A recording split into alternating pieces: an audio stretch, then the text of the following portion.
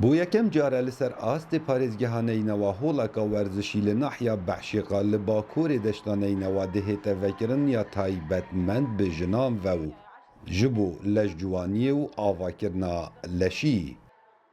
Marlîn jineka xiristiyan e xelka deşta neynewa ye. Wê ji zarokîniya xwe heza vekirina cihekê wesa hebûye. Lê beriya hatina çekdarên Daeş, komalgeha wî serdemî rê bi Marlînê nedda. Ji ber givaştinên eşaîrî û ayînî ev proje bi êkcarî nebûn. بریا ام آواربین بارودوخ پرنگه که دی بو روشنبیری و کمالگه گلگی یا جواز بو هیچ هاریکاریک بو پروژن واسا نبون پشتی ام و گریان من خوب امید نکر که روژه که خونا خوب جه بینم روژه که جروژه افی جهیدا مزرینم و بکم سنتره که تایبت بو جنان Armanca vê jineya serekî ew e ku harîkariya jinên vê deverê biketin û bi bihayekê guncay jin rojane werzişê bikin.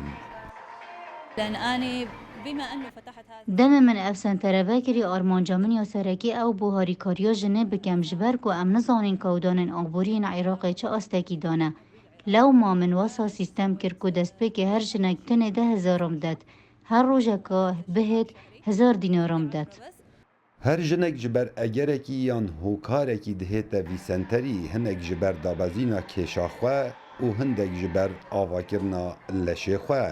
Bi goreyî mebesta xwe ew dê çend corên werzişê ken. شعور حلو يعني انه اجي اني هنا للجيم اتدرب هسته که گلک خوشه دمه از همه وی جهی ورزشت کم و روزانه دو دم جمیران راهنانند کم بگورای اوان کرسین راهنه را ما بومد نفیسین گلک جنا که شاخه 9 کیلو دا بزاند یسی حتی 35 کیلو کم کریه Projên wesa li Snûrê Parêzgeha Neynewa net hatine dîtin çi beriya hatina çekdarên Daeş yan heta serdemê azadkirina bajarê Mosilê. Ji ber dabûnerîtên eşaîrî û ayînî gelek zal bûn li vê deverê, lê Marlînê ev astange tê perandin û da ku xizmeta jinê biket. Kawa Emer Dengê Emerîka, deşta Neynewa.